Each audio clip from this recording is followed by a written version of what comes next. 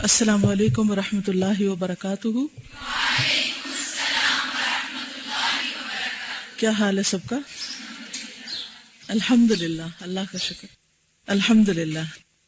نحمده ونصلی علی رسولہ الکریم، اما بعد فاعوذ باللہ من الشیطان الرجیم، بسم اللہ الرحمن الرحیم۔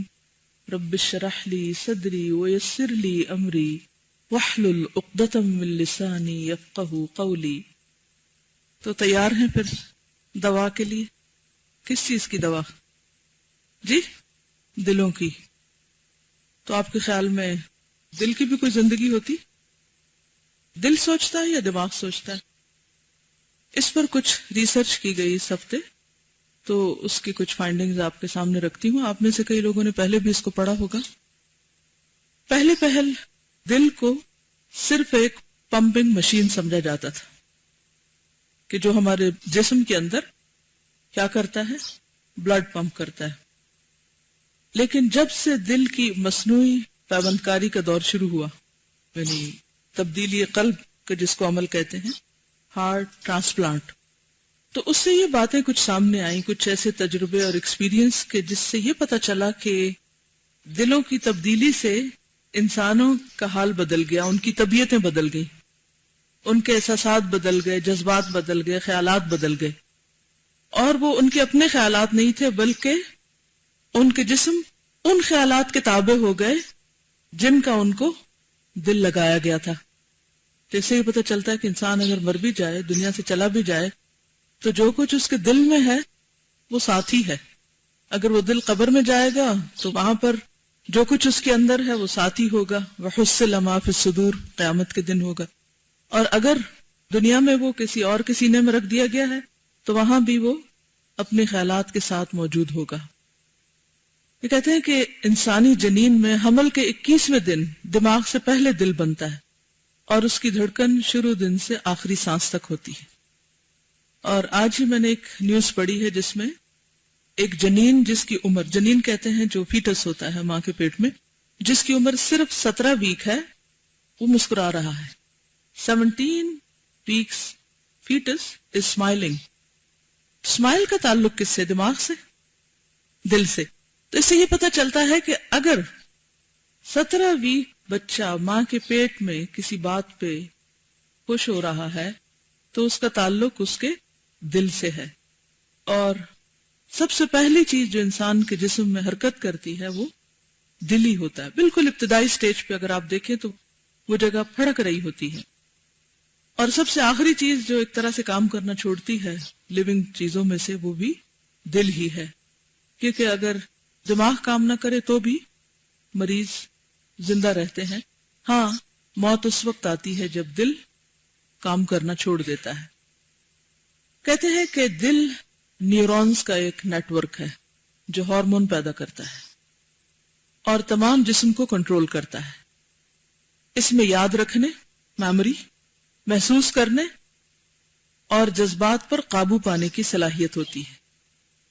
دل کی ہر دھڑکن دماغ اور تمام جسم کو پیغام دیتی ہے، یعنی انیشیٹ دل کرتا ہے، پھر وہ برین کے ذریعے باقی ساری باڈی کو ٹرانسمٹ ہوتا ہے۔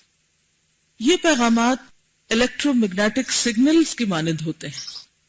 الیکٹرو میگنیٹک سگنلز دل کے جذباتی سٹیٹس کے ساتھ، یعنی اگر دل کے اندر جذبات ہوں کسی بھی قسم کے تو اس کے ساتھ ہی ان پیغامات کی نوعیت بھی تبدیل ہو جاتی ہے۔ جیسا دل ہوگا ویسے ہی سگنل جائیں گے۔ دل سوچنے اور سمجھنے میں مددگار ہوتا ہے۔ بہت سے ریسرچ کرنے والے اب یہ یقین رکھتے ہیں کہ دل ہی دماغ کی رہنمائی کرتا ہے، اور دل کا ہر سیل یادداشت رکھتا ہے، یعنی each and every cell of our heart has a memory، جس کے اندر وہ سب کچھ سٹور ہو رہا ہے۔ یہ آج کے سائنٹسٹ کہہ رہے ہیں، جبکہ قرآن بہت سال پہلے کیا فرما چکا؟ وَحُصِّلَ مَا فِي الصُّدُورِ، یعنی جو کچھ انسان کرتا ہے، جو کچھ سوچتا ہے، جو اس کی میموری میں ہے، وہ سب سینے کے اندر محفوظ ہے، اور قیامت کے دن کیا کیا جائے گا؟ وہ باہر لے آیا جائے گا، سامنے رکھ دیا جائے گا۔ ڈاکٹر شواس کہتے ہیں کہ ہماری ہسٹری سیل کے اندر ہوتی ہے۔ Who we are, it's all in our heart۔ بہت سے ریسرچ کرنے والے کہتے ہیں کہ دل کے سیل اطلاعات سٹور کرتے ہیں. ڈاکٹر شوازی کہتے ہیں، گیری شواز ان کا نام ہے، ACHWARTZ، کہ ہم نے ایک بیمار بچے کے دل کو ایک مردہ بچے کے دل سے تبدیل کیا. یہ بچہ ایک فوت ہو گیا تو اس کے دل کو ایک بیمار بچے کو لگا دیا گیا. مردہ بچے کی ماں کہتی ہے کہ میں جب بھی اس بچے کو گلے لگاتی ہوں، جب زندہ ہے اس کے بچے کے ہارٹ کی وجہ سے، مجھے لگتا ہے میرا بچہ زندہ ہے اور یہ بچہ میرا ہی بچہ ہے. کہتے ہیں نا، دل کو دل سے راہ ہوتی ہے، کیونکہ جو کچھ انسان کے دل پہ ہوتا ہے وہ چہروں پہ بھی آ جاتا ہے. وہ ہمارے احساسات اور جذبات، محبت و نفرتوں میں ڈھل کر وہ پھر ہمارے باڈی ایکشنز اور باڈی لینگویج پر اثر انداز ہوتا ہے، اور ہمارے اندر سے خاص قسم کی وائبز آتی ہیں. اسی لیے آپ نے دیکھا ہوگا کہ جو لوگ آپ سے محبت کرتے ہیں وہ آپ کے قریب آئیں تو آپ کی فیلنگ ایک دم بدل جاتی، بنسبت ان لوگوں کے جو آپ سے نفرت کرتے ہیں تو ایک اور طرح کے سگنلز آپ کو ملتے. تو وہ سگنلز جو ہارٹ کے ہوتے ہیں وہ صرف انسان کے اپنے ہی اندر نہیں رہتے، بلکہ وہ سگنلز باہر بھی منتقل ہوتے رہتے ہیں، یعنی باہر بھی اپنا کام کر رہے ہوتے ہیں. ایک چیز جو سامنے آتی ہے وہ یہ ہے کہ جن لوگوں کے مصنوعی دل لگائے گئے ان کی قوت احساس، فیلنگز اور محبت کرنے کی حس جاتی رہی. 11 اگست 2007، 11 اگست 2007 واشنگٹن پوسٹ میں پیٹر ہارٹن کی کہانی شائع ہوئی جسے مصنوعی دل لگایا گیا تھا. وہ کہتا ہے کہ میری فیلنگز بدل گئی ہیں. میں نہیں جانتا کہ میں کس سے محبت کرتا ہوں اور کس سے نفرت، حتیٰ کہ میں اپنے پوتے پوتیوں کے لیے بھی کوئی جذبات نہیں رکھتا. بالکل ایسے ہی ہے کہ جن لوگوں کو آپ جانتے ہیں تو ان جاننے والوں کے لیے بھی جو آپ کے دل میں ان کے لیے جو فیلنگز ہوتی ہیں وہ ہر ایک کے لیولز ہیں. سب کے لیے برابر نہیں ہوتا آپ کا دل، ہر ایک کا ایک الگ مقام ہوتا ہے دل میں، اور وہ کس کے مطابق ہوتا ہے؟ اس شخص کی خوبیوں، اچھائیوں یا برائیوں، یا اس کے رویے یا اس کے معاملے کے مطابق آپ اس کو جگہ دیتے ہیں اپنے دل میں. کسی کی قدردانی کرتے ہیں، کسی کی ناقدری، کسی سے محبت، کسی سے نفرت، کسی کے ساتھ کچھ بھی نہیں. آپ نے دیکھا ہوگا کہ عام طور پر اگر آپ کسی بھی کراؤڈ میں جائیں اور ان نون لوگوں کے بیچ میں، تو ان کے لیے آپ کے دل کے اندر کوئی بھی احساسات، جذبات نہیں ہوتے سوائے اس کے کہ ایک انسانی رشتہ ہوتا ہے. انسانیت کے ناطے آپ ان کے ساتھ ایک اچھا برتاؤ کرتے ہیں، ورنہ فیلنگز نہیں ہوتی، ایموشنز نہیں ہوتے کوئی خاص. تو اس شخص کا دل کا حال، چونکہ اس کو کسی اور کا دل لگایا گیا، لہٰذا اس کے اپنے ہی بچوں کے ساتھ احساسات باقی نہ رہے. ڈاکٹر پال پیئرسل کہتے ہیں، دل محسوس کرتا ہے، یاد رکھتا ہے، اور لوگوں کے دلوں سے رابطہ کرنے کے لیے تھرتھراتی لہریں ٹرانسمٹ کرتا ہے. اس کا ثبوت یہ ہے کہ جب آپ اچانک خوش یا اداس ہوتے ہیں تو آپ اپنا ہاتھ بغیر محسوس کیے سینے پر رکھتے ہیں، یعنی خود بخود، یعنی کسی سے فیتھفل ہونے کے لیے بھی آپ کا ہاتھ جو ہے وہ ناٹ کانشیسلی یا انٹینشنلی بلکہ انکانشیسلی آپ دل کی طرف. اسی طرح کوئی غم ہو، دکھ ہو تو اس میں بھی انسان دل تھام لیتا ہے. یہاں تک آپ نے محسوس کیا کہ اگر آپ کا کسی بھی شخص کے ساتھ قلبی تعلق ہو، جیسے ماں کا بچے کے ساتھ ہوتا ہے یا کسی بھی انسان کے ساتھ، تو آپ نے دیکھا ہوگا کہ بہت ڈسٹنس کے باوجود آپ اس کے دل کی حالت کو ایک طرح سے محسوس کرنے لگتے ہیں. آپ کو یوں لگتا ہے کہ جیسے دوسرا شخص آج خوش نہیں ہے یا وہ کسی تکلیف میں ہے. یہ کوئی غیب کا علم نہیں ہوتا، یہ دراصل اس کنیکشن کی وجہ سے ہوتا ہے کہ جو آپ کسی کے ساتھ رکھتے ہیں. بطور ثبوت ایک کہانی پر ان دلیلوں کا اختتام ہوتا ہے جو کہ ایک اخبار میں شائع ہوئی.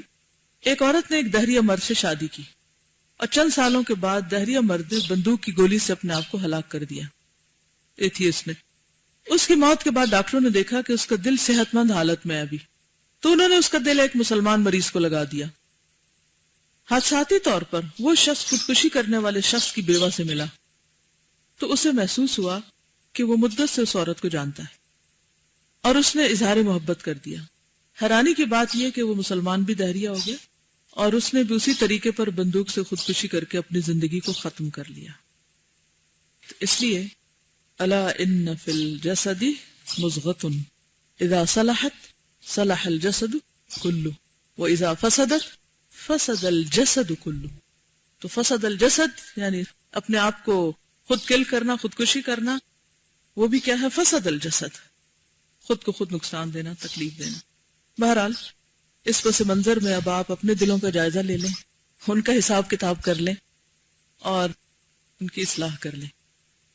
اصلاح کا سرا باہر سے نہیں، اندر سے پکڑیں، کیونکہ ہم اوپر سے تو اپنے آپ کو بہت سنوارتے رہتے ہیں لیکن اندر کو بھول جاتے ہیں. اندر کی اصلاح کی ضرورت ہے. اور اسی اندر کی اصلاح کے لیے یہ کتاب دوا ہے، دوائے شافی ہے۔ چلیے آج ہم قلب سلیم کے بارے میں پڑھتے ہیں کہ وہ کیسا ہوتا ہے، اور اپنے دل کا جائزہ لیجئے کہ کیا واقعی وہ قلب سلیم ہے یا نہیں۔ بات ہو رہی تھی ابراہیم علیہ السلام کی، ان الابرار لفی نعیم۔ یہ نعیم اور یہ جہیم دنیا میں بھی ہوتے ہیں۔ جب انسان نیک کام کرتا ہے تو اس کے دل کے اندر کیسا احساس ہوتا ہے؟ جیسے وہ نعمت میں ہے، اس کے پاس کچھ بھی نہ ہو تب بھی وہ خوشی محسوس کرتا ہے۔ اور اگر انسان اللہ کی نافرمانی کرتا ہے تو پھر اس کا دل جہیم بن جاتا ہے۔ اور یہ کیفیت دنیا میں بھی ہوتی ہے، برزخ میں بھی ہوگی، اور آخرت میں تو پھر اصل نعیم اور جہیم میں ہوگا انسان۔ ترجمہ ہے، بے شک نیکوکار لوگ مزے کی بہشت میں ہوں گے اور بدکار لوگ دوزخ میں۔ اس سے یہ نہ سمجھا جائے کہ یہ یوم معاد لوٹنے کا دن، یعنی قیامت کے دن کے ساتھ مخصوص ہے، بلکہ ابرار یعنی نیک لوگ ہر سے یعنی تینوں عالم میں، دنیا میں نعیم اور جنت میں ہیں، اور فجار و بدکار تینوں جہانوں میں جہنم میں ہیں۔ خدارہ بتائیے کہ نیکوکار قلب، قلب سلیم، سلامتی صدر، معرفت رب العالمین، محبت خداوندی اور رضامندی الہی سے بڑھ کر دنیا کی کون سی لذت اور کون سی نعمت ہو سکتی ہے۔ دنیا میں بھی انسان ایک طرح سے جنت پا لیتا ہے جب اس کے دل میں اللہ کی محبت ہر چیز سے بڑھ جاتی ہے۔ یہ ایک حقیقت ہے، چاہے ہم اس کو مانیں یا نہ مانیں، کہ غیر اللہ کی محبت ہمارے دلوں میں رنج و غم پیدا کرتی ہے۔ غیر اللہ میں کوئی بھی چیز ہو سکتی ہے اللہ کے سوا، چاہے وہ انسان ہو، چاہے وہ مال ہو، اولاد ہو، کوئی بھی ہو، ان سب کی محبت دکھ دیتی ہے۔ اس کے برعکس اللہ کی محبت باعث سکون ہوتی ہے، خوشی دیتی ہے۔ آپ جسمانی طور پر انتہائی تھکے ہوئے بھی ہوں، لیکن آپ کے اندر ایک خاص قسم کی خوشی ہوگی۔ باہر کا موسم کیسا بھی ہو، لیکن اندر ایک سرور ہوگا اور ایک اطمینان ہوگا۔ اس کا مزہ اور لطف وہی اٹھا سکتا ہے جس تجربے سے گزرا ہو، کہ جس کے دل میں اللہ کی محبت ہر چیز پر غالب آ گئی ہو۔ اور قلب سلیم کے سوا کوئی اور عیش ہے بھی؟ یعنی قلب سلیم، سلامت دل، یہ سلامتی صدر کا معنی بھی، یعنی سینے کی سلامتی۔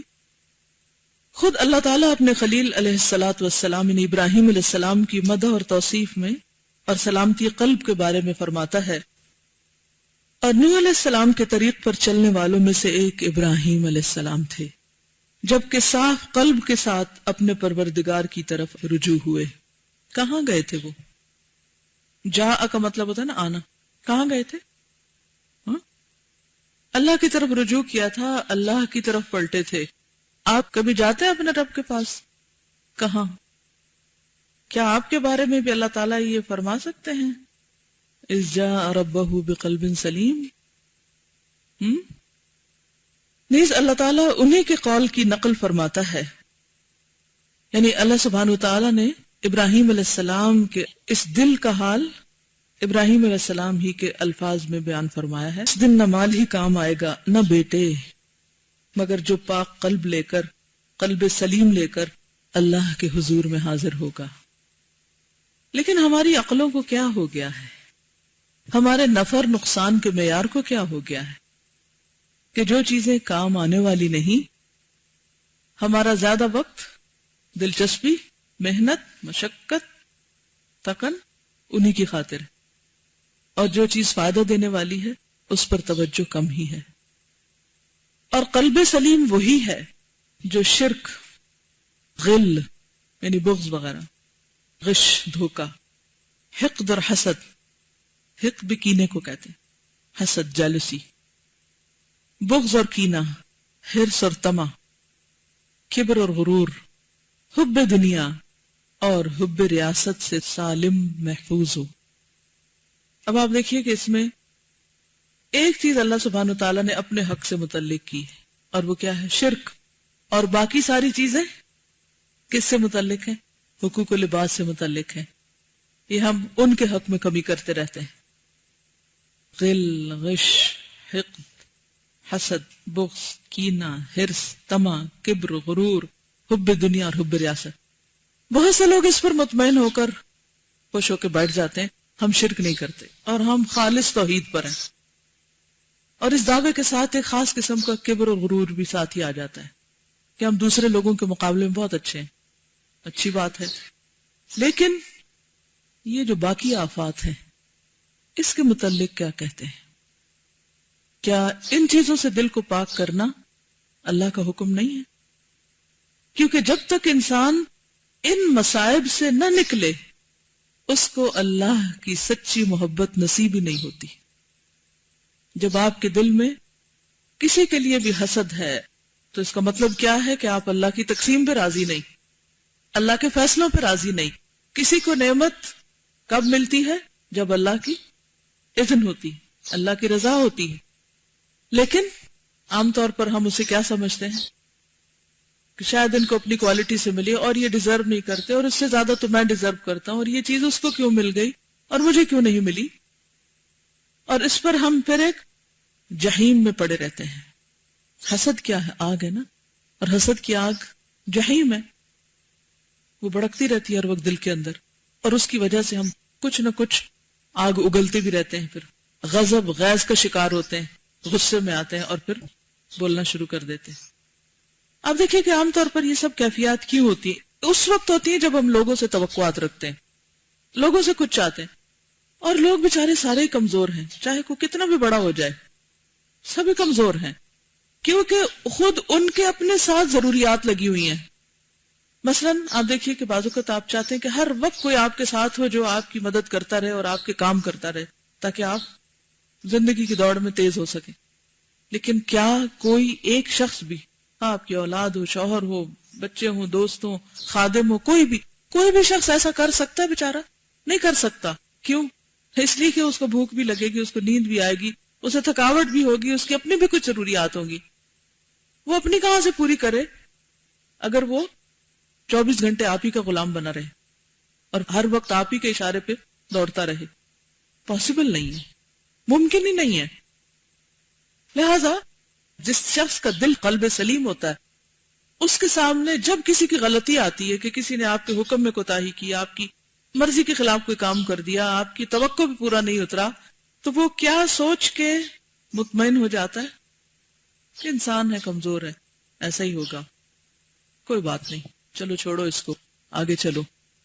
اور اس کے دل پر ایک قطرہ برابر بھی نہ میل رہے گی نہ تکلیف رہے گی، کیونکہ وہ اللہ کے فیصلے کو اور اللہ کی تخلیق کو پہچان گیا ہے کہ انسان ایسے ہی ہوتے ہیں، انہی کمزوریوں کے ساتھ ہوتے ہیں، انہی خامیوں کے ساتھ ہوتے ہیں. لہذا نہ تفکر رہے گی، نہ دل ٹوٹے گا، اور نہ ہی آپ جہیم میں پڑیں گے.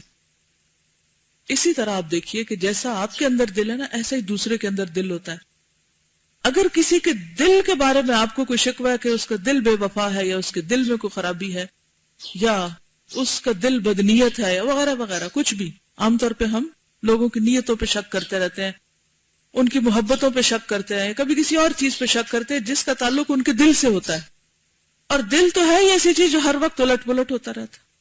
کبھی آپ تھکے ہوئے ہوتے ہیں، کبھی آپ بیزار ہوتے ہیں، کبھی آپ اپنے آپ سے تنگ ہوتے ہیں. اب دوسرا شخص اس وقت کیا سمجھ لیتا ہے کہ ضرور وہ چیز آپ ہی سے متعلق ہے. مثلا کوئی شخص اپنے مسئلے میں پریشان ہے، فکر مند ہے، غمگین ہے، آپ اس کو دیکھتے ہیں کہ اس کا چہرہ اترا ہوا، تو آپ سمجھتے شاید میں نے کوئی غلطی کی. اس وقت بھی آپ فرسٹریشن سے کیسے بچ سکتے ہیں؟ یہ سوچ کے کہ انسان ہے، معلوم نہیں اس کے دل کی حالت اس وقت کیا ہے، اس پہ کیا کیفیت گزر رہی ہے، اللہ اس کی مدد کرے، اور آپ اپنا کام کریں.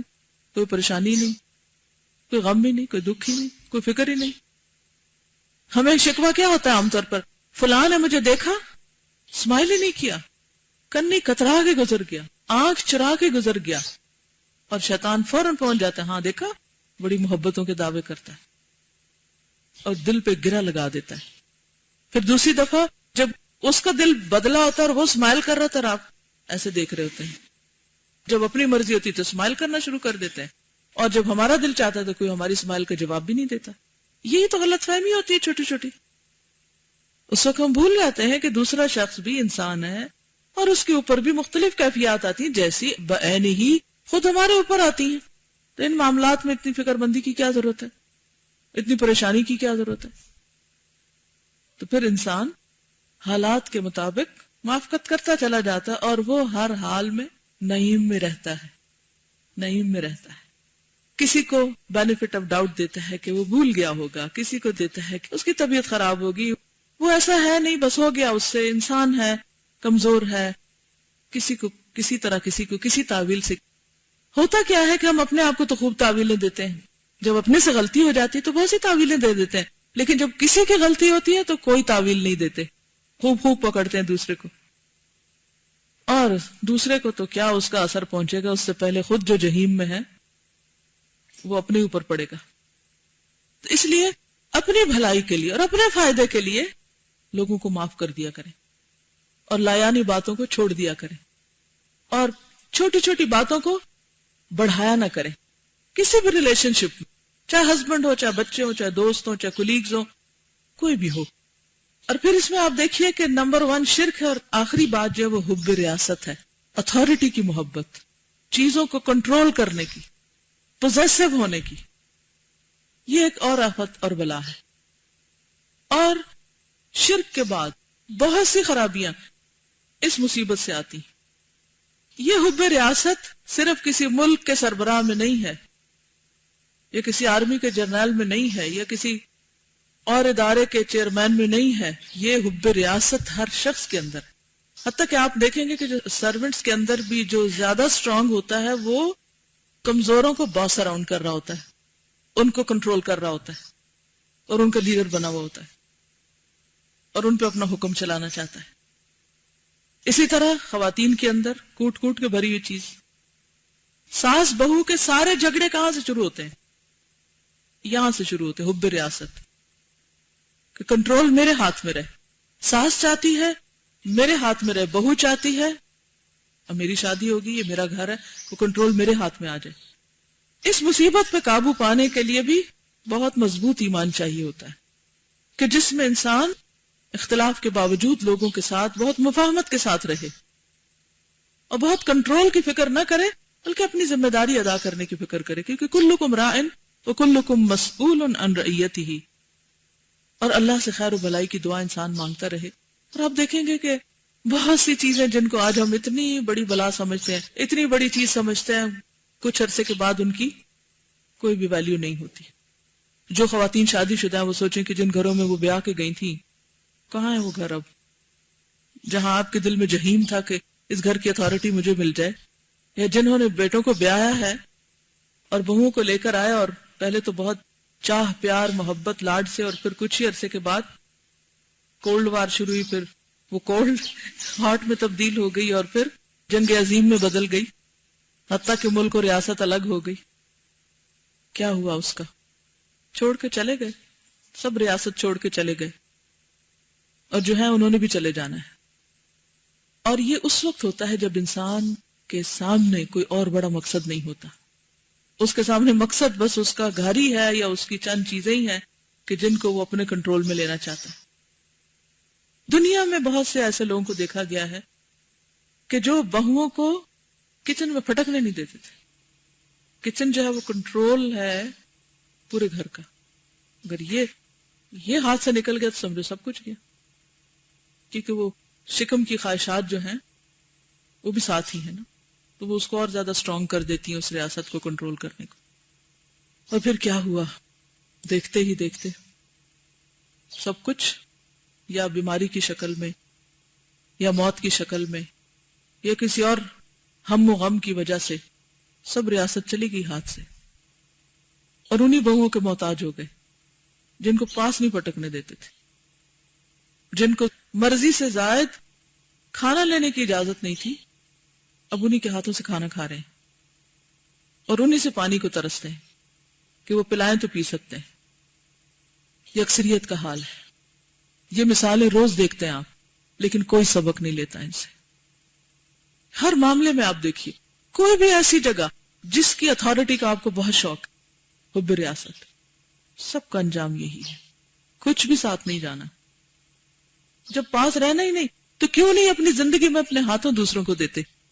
کیوں نہیں اپنے ہاتھ سے دوسروں کو ساتھ ملاتے کہ وہ آپ کے لیے صدقہ جاریہ بن جائے؟ جو سکلز، ہنر، علم، تجربہ آپ کے پاس ہے، پیار محبت سے آپ منتقل کر دیں دوسروں کے پاس، اپنی زندگی میں دے ڈالیں وہ چیزیں، تاکہ آپ کے بعد آپ کے تجربے سے جو فائدہ اٹھائے وہ آپ کو جزا ملتی رہے۔ اس کا تعلق صرف دین کے علم سے نہیں ہے، اس کا تعلق ہر اچھے نفع مند علم سے ہے، چاہے وہ گھر چلانے کا علم کیوں نہ ہو۔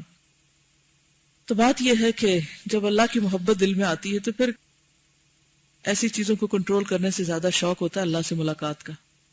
تو انسان شکر کرتا ہے کہ کوئی اور اتھارٹی لے لے اور ذمہ داری لے لے، اور مجھے تھوڑی فرصت ملے کہ میں کچھ اور اللہ کی محبت کے کام کروں جن سے اللہ کی محبت حاصل ہو۔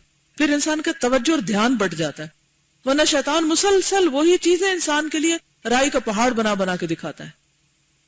تو ایسا دل ہر آفت، ہر مصیبت اور ابتلا سے محفوظ ہے، اللہ تعالیٰ سے دور رکھنے والی باتوں سے محفوظ ہے، کیونکہ کسی اور چیز میں ایسی اٹریکشن ہے ہی نہیں کہ وہ اس کو غافل کرے، وہ اپنی طرف کھینچ لے جائے۔ اللہ کی خبروں کے خلاف جو شبہات پیدا ہوتے ہیں، انہیں اللہ تعالیٰ کے احکامات یا جو کچھ اللہ نے فرمایا ان کے بارے میں اگر ڈاؤٹس آتے ہیں، ان سے بھی محفوظ ہو جاتا ہے۔ ان شہوات اور خواہشات سے محفوظ ہے جو احکام الہی کے خلاف ابھرتی ہیں، ان ارادوں سے محفوظ ہے جو مراد الہی کے خلاف اقدام کرنے پر مجبور کرتے ہیں، یعنی اللہ کی مرضی، مراد الہی سے مراد اللہ کی مرضی، اللہ کی مرضی کے خلاف اقدام کرنے پہ مجبور کرتے ہیں، کیونکہ دل محفوظ ہے نا تو وہ چیز آئی نہیں رہی۔ اور ہر راہزن سے محفوظ ہے۔ راہزن کون ہوتا ہے؟ ڈاکو، چور، جو رشتہ الہی کو توڑ سکتا ہے، کیونکہ وہ محفوظ دل ہے نا، سلیم ہے، بند ہے، وہ چور ڈاکو سے دور ہے۔ یہ قلب اور ایسا قلب دنیا میں بھی جنت میں ہے، اور برزخ میں بھی جنت میں، اور قیامت کے دن بھی جنت میں۔ قلب کی سلامتی ان 5 چیزوں کے بغیر تکمیل کو نہیں پہنچ سکتی۔ یعنی قلب سلیم کب ہوتا ہے؟ جب یہ 5 چیزیں۔ نمبر 1، شرک سے محفوظ ہو، شرک توحید الہی کے خلاف ہے۔ نمبر 2، سنت نبوی کے خلاف جو بدعات ہیں ان سے محفوظ ہو، یعنی ہر وہ چیز جو سنت سے ثابت نہیں انسان اس کو چھوڑتا جائے دین کے معاملات میں۔ نمبر 3، امر الہی کے خلاف، یعنی اللہ کے حکم کے خلاف، یا ایھا الذین آمنوا کہہ کے جو بھی حکم دیے ہیں اس کے خلاف جو شہوات اور خواہشات ہیں ان سے محفوظ ہو۔ تمام احکامات کو بغور پڑھے اور دیکھے کہ میرے اندر تو نہیں ہے کچھ اس میں سے، اور جو چیز دیکھے کہ یہ اللہ کی مرضی کے خلاف جاری ہے اس کے پیچھے لگ جائے اور اس کو اپنے اندر سے نکال کے چھوڑے۔ نمبر 4، اس غفلت سے محفوظ ہو جو ذکر الہی سے غافل اور بے خبر کر دے، یعنی کسی ایسی مجلس، کسی ایسے انسان، کسی ایسی جگہ، چیز، کام سے بچ کے رہے جو انسان کو اللہ کے ذکر سے غافل کرے۔ اور ہم سب کو پتا ہے نا کہ کون کون سی چیزیں ہمیں اللہ سے غافل کر دیتی ہیں۔ خاص طور پر 2 چیزوں کا ذکر ہے قرآن میں، یا ایھا الذین آمنوا لا تلہکم اموالکم ولا اولادکم عن ذکر اللہ ومن یفعل ذلک فاولئک هم الخاسرون۔ جاب، بچے، یہ 2 بڑی چیزیں، مردوں کے لیے اموال ہیں، زیادہ بڑا ہم، اور عورتوں کے لیے اولاد ہے، بڑا ہم۔ حج ڈیلے کر رہے ہیں، بچوں کو کیا ہوگا؟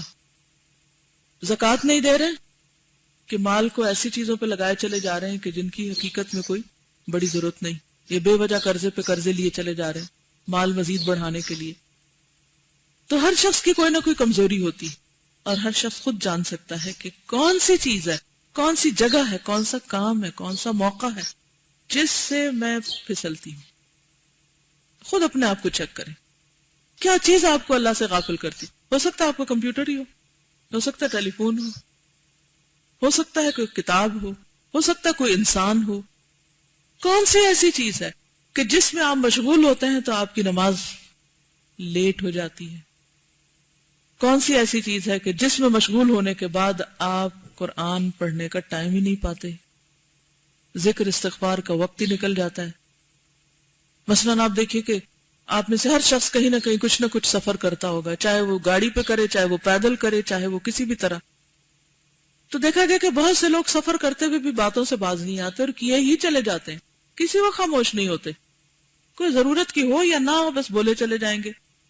اب ذکر کب ہوگا؟ نہ گھر میں وقت ہے، نہ کہیں سفر پہ وقت ہے، نہ کہیں کسی وقت ہے ہی نہیں. ویسے کچن میں بھی کھڑے ہیں، بولے چلے جائیں گے، بولے چلے، کبھی نوکروں پہ بول رہے ہیں، کبھی بچوں پہ بول رہے ہیں، کبھی اس کو آوازیں دے رہے ہیں، کبھی ادھر کبھی ادھر. ایک ہنگامہ ہے جو گھر میں مچا ہوا ہے، نہ خود کچھ کرتے ہیں نہ کسی اور کو کرنے دیتے ہیں. کوئی بھی چیز، چاہے وہ زیادہ کھانا ہو، چاہے زیادہ سونا ہو، چاہے زیادہ باتیں ہوں، کوئی بھی چیز جس کی وجہ سے آپ اللہ کے ذکر سے غافل ہوتے ہیں، اس کو آپ خود ڈیٹیکٹ کریں، خود دیکھیں کیا ہے. سب کی ایک نہیں ہوتی، ہر ایک کی کوئی نہ کوئی الگ چیز ہوتی، اور اس کو کٹ ڈاؤن کریں. اپنے ذکر کے ٹارگٹس مقرر کریں کہ یہ مجھے روزانہ کرنا ہے، اور جب وہ مس ہو جائے ٹارگٹ تو پھر آپ دیکھیں کس وجہ سے ہوا، اس کو نوٹ کر لیں. پھر آئندہ اس کے قریب نہ پھٹکیں. اچھا مجھے اب یہ نہیں کرنا، اس کی وجہ سے ایسا ہوا تھا. کیونکہ جب تک مرض نہیں پتا چلے گا علاج نہیں ہو سکتا. کیونکہ بہت سی چیزوں کو ہم ہلے گلے میں بس ایسے ہی گھما دیتے ہیں، اچھا ہو گیا نا، پھر کیا ہوا، خود کو تعویل دے کے مطمئن کر دیتے ہیں. تو قلب سلیم کے لیے بے حد ضروری ہے کہ ہر اس چیز سے انسان بچے کہ جو انسان کو اللہ کے ذکر سے غافل کرنے والی ہے. نمبر 5، تجرید توحید. تجرید مجرد ہوتا ہے اکیلا ہونا، خالص توحید.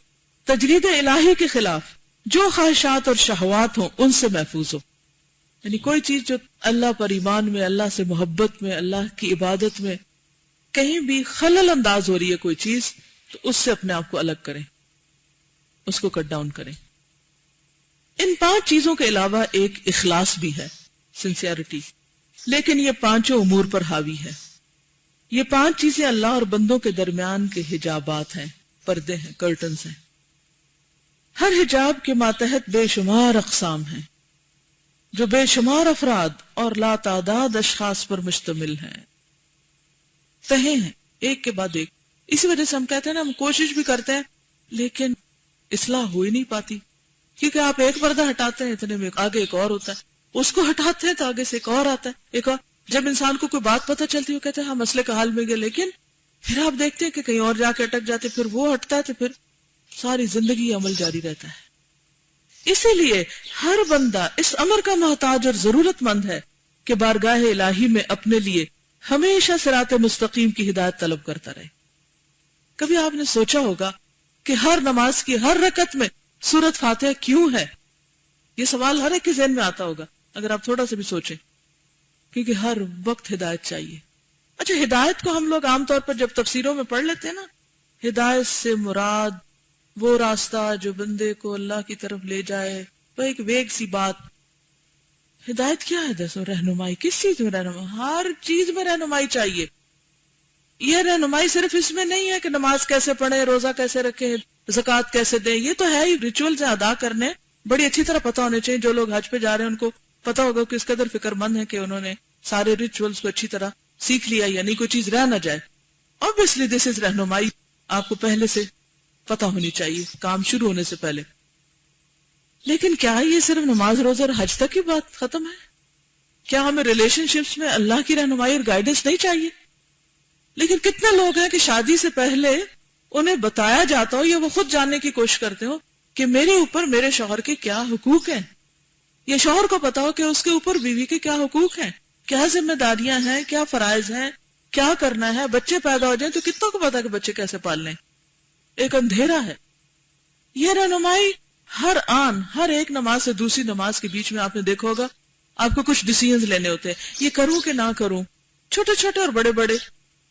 پھر اسی دوران آپ نماز میں چلے جاتے، بجائے اس کے کہ اخلاص سے اور توجہ سے اللہ سے کہیں کہ اللہ راستہ دکھا، اور دل میں آپ کی وہ خاص بات ہو جس پر آپ کو رہنمائی چاہیے. آپ کیا کرتے ہیں؟ خود اپنے طور پر ہی کوئی حل نکالتے رہتے ہیں اور بالکل سورۃ فاتحہ سے الگ ہو کے ایک اور ہی گھون چکر میں پڑے ہوئے ہوتے ہیں اور انہی باتوں کو سوچ رہے ہوتے ہیں اور منہ سے کہہ رہے ہیں اہدنا الصراط المستقیم، لیکن دل میں کوئی طلب تڑپ ہے ہی نہیں کہ اہدنا الصراط المستقیم. کیونکہ ہم نے صراط المستقیم کو ایک ایبسٹریکٹ سی چیز سمجھا ہوا ہے، وہ ایک ہے راستہ جو بس کہیں ہوگا، کوئی شاہراہ قائد اعظم ہوگی یا کوئی موٹر وے ہوگا اور بس وہ جنت تک پہنچا دیتا ہے. نہیں، ایچ اینڈ ایوری سٹیپ جو آپ زندگی کا لیتے ہیں، آپ نے دیکھو گے کہ لائف کو سٹل ساکت چیز نہیں ہے، اور پہلے سے آپ کو پتہ بھی نہیں ہوتا کہ ہونے والا کیا ہے. ہر وقت ان پلانڈ ان ایکسپیکٹڈ چیزیں آتی ہی رہتی ہیں. آپ جتنے مرضی ٹائم ٹیبل بنا لیں, جتنے مرضی آپ ٹارگٹس رکھ لیں, ان سب کے باوجود اتنی ان ایکسپیکٹڈ چیزیں آتی ہیں کہ آپ پھر سوچتے ہیں اچھا اب کیا کروں, اب یہ جو آگے میں نے تو یہ سوچا ہوا تھا, اب وہاں اکھڑ کھڑے ہوتے ہیں, یہ سوچا ہوا تھا اب یہ تو یہ ہو گیا, اب کیا کروں, پتہ نہیں یہ کروں کہ وہ کروں, یہ کرنا زیادہ ثواب کا کام ہے یہ وہ کرنا. بہت سے لوگ زندگی میں جم کے کوئی کام نہیں کرتے کیونکہ یہ فیصلہ ہی نہیں مرتے دم تک کر پاتے کہ کون سا فیلڈ, کون سی لائن, کون سا کام ان کے لیے زیادہ اجر کمانے کا سبب ہے اور ذریعہ ہے. اس میں بعض اوقات ایک عمومی جہالت ہوتی ہے اور بعض اوقات پتہ چل جانے کے باوجود بھی شکوک اور شبہات کہیں چین ہی نہیں لیتے. تو یہ جو منافقین کے دلوں کی حالت بتائی گی نا, سب سے پہلے فی قلوبہم مرض, امام بخاری کہتے ہیں کہ مرض سے مراد یہاں شک ہے کہ ان کے دلوں میں شک ہی رہتا ہے ہر وقت. جب تک علم یقین میں نہ بدلے اس وقت تک عمل میں ثبات اور دوام قرار آتا ہی نہیں اور آپ کہیں جمتے ہی نہیں. اور جب تک آپ کہیں جمے نہ, درخت کب پھلتا پھولتا ہے, جب وہ جمتا ہے, اس کی جڑیں پھر مضبوط ہوتی ہیں اور اس کے اوپر بھی بہار آتی ہے. تو آپ بھی جب تک یثبت اللہ الذین آمنوا بالقول الثابت فی الحیات الدنیا وفی الآخرہ, جب تک یہاں جم کے نہیں اللہ کی اطاعت کے لیے شرع صدر سے کام کرتے, آندھیوں طوفانوں رکاوٹوں مخالفتوں کے باوجود, اس وقت تک پھر آگے بھی جا کے استقامت نہیں ہوگی, وہاں بھی ڈاما ڈولی ہوگا انسان. تو بہت ضروری ہے کہ انسان کیا کرے, ان حجابات کو ہٹانے میں اللہ کی مدد طلب کرے. تو حجاب اصل میں کیا ہے نا کہ مثلاً اس وقت میں یہ چیزیں دیکھ رہی ہوں, اگر یہ میرے سامنے ہے تو میں کہوں گی اچھا یہ ہو سکتا ہے, یہ وہ ہو سکتا ہے, یہ ایسا ہی. جب ہٹے گا تو بالکل کلیئر چیز نظر آئے گی اور مجھے پتہ چل جائے گا کہ یہ چیز کیوں ہے یہاں. تو دنیا میں کتنی بھی چیزیں, کتنے بھی لوگ ہیں, کتنے بھی کام ہیں, ان سب کے بارے میں مجھے کیا کرنا چاہیے, کون سی چیز کو پہلے کرنا چاہیے, کون سے کام کو کب کرنا چاہیے, یہ سب حکمت سے تعلق رکھتی ہیں چیزیں. اور حکمت کس کو ملتی ہے, کون دیتا ہے؟ یؤتی الحکمت من یشاء ومن یؤت الحکمت فقد اوتی خیرا کثیرا. اور حکمت کیا ہے؟ رائٹ ٹائم پہ رائٹ کام, جو کام جس وقت کرنا چاہیے اس وقت وہ کیا جائے. اور یہ کیسے ملتی ہے یہ وزڈم؟ یہ اللہ سے مانگنے سے ملتی ہے. اور جب ہر نماز میں آپ یکسوئی سے کہتے ہیں نا اہدنا الصراط المستقیم, اور اس وقت جب صراط مستقیم بولے تو آپ کے دل میں کیا ہو, وہ رنج, ہم, غم, وہ انڈیسائسونیس جس کے اوپر آپ کوئی فیصلہ نہیں کر پا رہے کہ دائیں جاؤں کہ بائیں جاؤں, سیدھی چلوں کہ پیچھے پلٹوں, وہ پھر اللہ سے مانگ لے کہ اللہ اس سے مجھے حکمت دے دے تو میں اس کام کو بہتر طریقے سے کیسے کروں. اور جس دن یہ حکمت آ گئی آپ کا ہر کام اتنا خوبصورت ہو جائے گا, اتنا بہترین ہو جائے گا. اور اس بہترین کام کی وجہ سے, احسن عمل کی وجہ سے آپ کے اندر کیا پیدا ہو جائے گا؟ نعیم, اندر ایک خاص قسم کی خوشی, اطمینان اور سکون پیدا ہو جائے گا, ایک ٹھہراؤ آ جائے گا. آپ اس بے چینی کی کیفیت سے باہر نکلیں. جب تک عمل بدلتے نہیں دل کی حالت بدل ہی نہیں سکتی, کیونکہ پیچھے بھی ہم نے پڑھا نا کہ ہمارے اعمال افعال کس پہ اثر انداز ہوتے ہیں؟ دل پر اثر انداز ہوتے ہیں. اور پھر جو دل میں ہوتا ہے وہ واپس پلٹ کے ہمارے اعمال پہ اثر انداز ہو جاتا ہے, نہ صرف اپنے بلکہ دوسروں کے ساتھ معاملات اور رویوں پر بھی اثر انداز ہو جاتا ہے. تو اس لیے بے حد ضروری ہے کہ انسان اللہ سے دعا کرتے ہوئے کیا کرے, اللہ سے صراط مستقیم حکمت کی دعا کرتے ہوئے اپنے عمل کو بدلے اور اس کے بتائے ہوئے طریقوں کے مطابق چلے. اور جب یہ چیز انسان کو نصیب ہو جاتی ہے تو پھر تھوڑا عمل بھی بندے کے لیے بہت کافی ہو جاتا ہے, کیونکہ وہ کوالٹی کا ہے, وہ درست ہے. جو خالص غذا ہے یا خالص دوا ہے وہ بہت کافی ہو جاتی ہے صحت کے لیے, ضرورت کے لیے. اسی لیے ہر بندہ اس امر کا محتاج اور ضرورت مند ہے کہ بارگاہ الہی میں اپنے لیے ہمیشہ صراط مستقیم کی ہدایت طلب کرتا رہے. دوسری اہم چیز اس میں جو بہت زیادہ فائدہ دیتی ہے وہ کیا ہے؟ جب آپ یہ مانگتے ہیں تو اللہ تعالیٰ آپ کو اسی وقت دیر اینڈ ڈن بتاتے ہیں کہ اچھا صراط مستقیم چاہیے, کیا کرو, صراط الذین انعمت علیہم. جو چیز آپ کو بہت فائدہ دے گی وہ ہے انسانوں سے سیکھنا, ان انسانوں سے, ان کی زندگیوں سے, ان کے اقوال, ان کی سوچ, ان کی حکمت سے جن پر اللہ نے انعام کر دیا. اسی لیے مجھے ہمیشہ دعا کے بعد، قرآن اور سنت کے بعد جو چیز بہت اٹریکٹ کرتی ہے وہ سلف کی زندگی ہے، ان کے اقوال ہیں، وہ کیا کہتے تھے، کیا سوچتے تھے، کیونکہ صراط الذین انعمت علیہم ہے، وہ چیزوں کو کس نظر سے دیکھتے تھے، کس اینگل سے دیکھتے تھے۔ اب وہ چیزیں آپ کو کہاں ملیں گی؟ جہاں سے بھی ملے وہ حکمت کے موتی، وہ ڈھونڈتے رہیں، کیونکہ واقعی جن لوگوں پر اللہ نے انعام کیا اور جن کے دلوں میں نعیم رکھی، ان کے دلوں پر حکمت القاء کر دی گئی، وہ پھر چیزوں کو ایسی نظر سے دیکھتے ہیں جس نظر سے کوئی دوسرا دیکھتا ہی نہیں، ان کے اوپر بہت سے دروازے کھل جاتے ہیں۔ لہذا ان لوگوں کی کمپنی، اب آپ کو اس دنیا میں تو کوئی ہے نہیں، اب کیا کریں، کتابیں بھری پڑی ہیں، کتابوں کی کمپنی اختیار کر لیں، وہاں سے پڑھیں، انٹرنیٹ پہ بہت کچھ اب موجود ہے، صحابہ کے حالات، اپنی گزشتہ اچھی تاریخ کے واقعات، انبیاء کی تاریخ، وہ کیسے رہتے تھے۔ تو یہ ہے نا صراط الذین انعمت علیہم رضی اللہ عنہم ورضوا عنہ۔ اور اس کے لیے انتظار نہ کریں کہ جب مسلم ہیروز پڑھائیں گے تو پھر ہم پڑھ لیں گے، اس کے لیے خود بھی کوشش کریں، خود ایفرٹ کریں، اور اچھے لوگوں کے واقعات پڑھتے رہیں۔ اس سے کیا فائدہ ہوتا ہے کہ انسان کے عمل میں بڑے ثبات اور یقین کی کیفیت آتی ہے، اور انسان جم کے کام کرتا ہے۔ مثلا عورتوں کا دعویٰ کرنا اور گھر گھر جا کے تبلیغ کرنا اور گھر سے نکلنا بعض اوقات یہ بڑا ایک ڈسپیوٹڈ ایشو ہے دیندار اور بے دین دونوں طبقوں میں، یہ عورت کے کرنے کا کام تھوڑی ہے، اور عورت اس کام کے لیے گھر سے کیوں نکلے وغیرہ وغیرہ۔ اس کا جواب کہاں سے ملے؟ قرآن کی آیت تو ہے والمؤمنون والمؤمنات بعضهم اولیاء بعض یأمرون بالمعروف وینہون عن المنکر، امر بالمعروف اور نہی عن المنکر عورت مرد دونوں پر ہے، مومن مرد اور عورت دونوں پر ہے، بعض نص موجود ہے۔ لیکن پھر اس کو سمجھنے کے لیے ضروری ہے کہ کہیں سے حالات دیکھیں، صحابیات کو دیکھیں۔ تو میں ایک کتاب آج کل پڑھ رہی ہوں، نساء رباہن القرآن، ایسی عورتیں جن کی تربیت قرآن نے کی۔ تو عربی میں کتاب ہے لیکن بہت خوبصورت واقعات، ہر روز بس ایک واقعہ پڑھتی ہوں چھوٹا سا، اور اس سے مجھے بہت رہنمائی ملتی ہے۔ اور فائدہ یہ ہوتا ہے کہ کچھ چیزیں ایسی ہوتی ہیں جب آپ نے پڑھی ہوئی ہوتی ہیں، جب کوئی فیصلہ کرنے کا وقت آتا ہے نا تو فوراً وہ فلیش کر جاتی ہے آپ کے مائنڈ میں، اچھا وہ فلاں جگہ بھی تو ایسا ہوا، تو لہٰذا جو میں کر رہی ہوں یہ ٹھیک ہے، ورنہ آپ کس کس سے جا کے فتوے لیں گے اچھا میں ٹھیک کر رہی ہوں یا غلط کر رہی ہوں۔ تو آج صبح جو پڑھا میں نے وہ تھا ام شریک کا واقعہ۔ ام شریک دوس قبیلے سے تعلق رکھتی تھی، ام شریک الدوسیہ ان کا نام تھا۔ تو ان کے شوہر جو تھے وہ مکہ میں تھے، ان کا نام تھا ابو العسکر الدوسی۔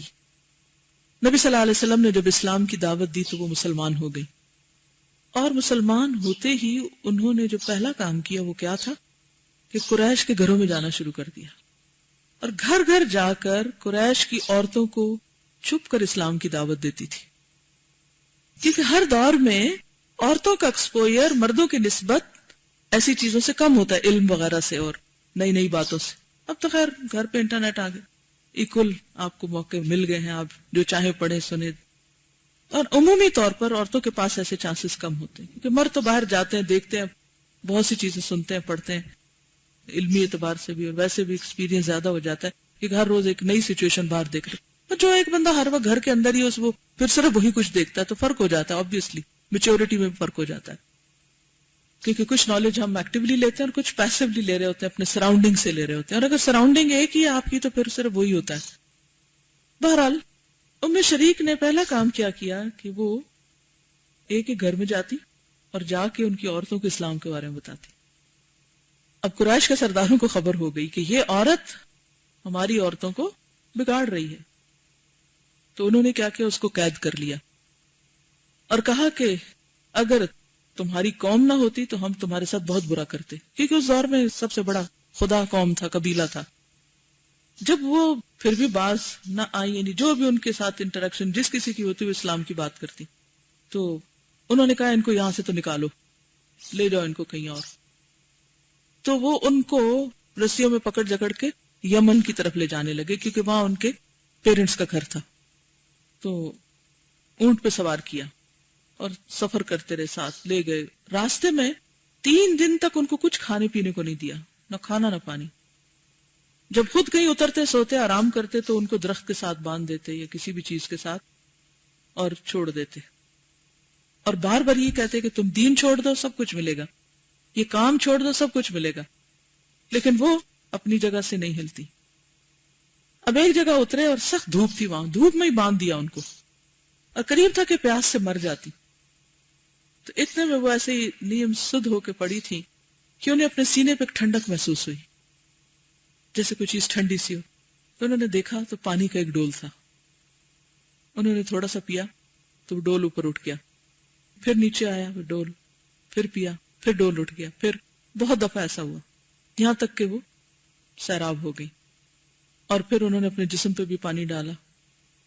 مشرکین جو ساتھ تھے سفر میں، جب وہ اٹھے نیند سے تو دیکھا کہ ان کے جسم پر تری سی ہے، پانی ہے، تو کہنے لگے کہ یہ تم نے کیسے جا کے ہمارا پانی استعمال کر لیا، تمہیں تو اجازت نہیں تھی۔ اس نے کہا کہ میں نے آپ کا پانی استعمال نہیں کیا۔ جب انہوں نے دیکھا تو ان کی ہر چیز صحیح سلامت پڑی تھی، تو ام شریک نے ان کو حال بتایا کہ کیا ہوا میرے ساتھ۔ تو وہ کہنے لگے واللہ لئن کنت صادقۃ فیما تقولین لدینک خیر من دیننا، کہ اللہ کی قسم اگر تم جو کہہ رہی ہو وہ سچ ہے تو تمہارا دین ہمارے دین سے بہتر ہے۔ اور یہ سن کر وہ سب مسلمان ہو گئے۔ اس کے ابن الجوزی نے روایت کیا صفت الصفوہ میں۔ اب آپ کہتے ہوں گے کہ وہ اس کے پاس پانی کہاں سے آ سکتا اور یہ تو عقل نہیں مانتی، تو حضرت مریم کے پاس کہاں سے آیا تھا سب کچھ؟ اللہ جس کو جہاں چاہے کھلاتا اور پلاتا ہے۔ ہم بندوں پہ توقع کرتے ہیں کہ وہ ہمارے رازق ہیں، رازق اللہ ہے، لیکن ظاہر ہے کہ اتنی سخت مشقت اور مشکل ہر کوئی برداشت نہیں کر سکتا، پھر جس کے حصے میں اللہ نے یہ نعمت رکھی ہو۔ بہرحال یہ واقعہ میں نے بہت سال پہلے بھی پڑھا تھا، لیکن ہوتا ہے کہ پڑھ کے پھر بھول جاتا ہے انسان، لیکن اس کو پڑھ کے ایک دم میرا دل کھل اٹھا۔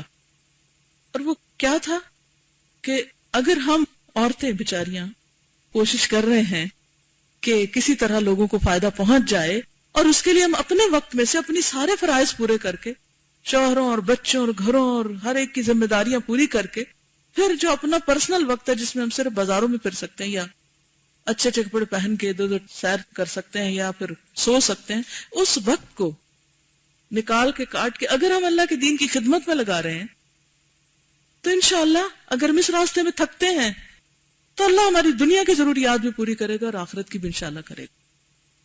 تو اب یہ رستہ صراط الذین انعمت علیہم، وہ انعام، وہ پانی کی شکل بھی انعام ہی کی تھی جو فزیکلی دنیا میں نظر آیا۔ تو یہ کرامتیں آج بھی ہوتی ہیں۔ جب سارے لوگ آپ کو ستانے پہ تل جائیں اور آپ کے اپنے بھی، آپ کا قوم، قبیلہ، خاندان دشمن بن جائے تو مت سوچیں اللہ آپ کو چھوڑ دے گا، وہ کبھی بھی نہیں چھوڑے گا، وہ نہیں چھوڑتا۔ لیکن ہم ہل جاتے ہیں نا، ہماری اپنے اندر استقامت نہیں رہتی۔ تو یہ سب کچھ اللہ سے جب انسان مانگتا ہے حکمت۔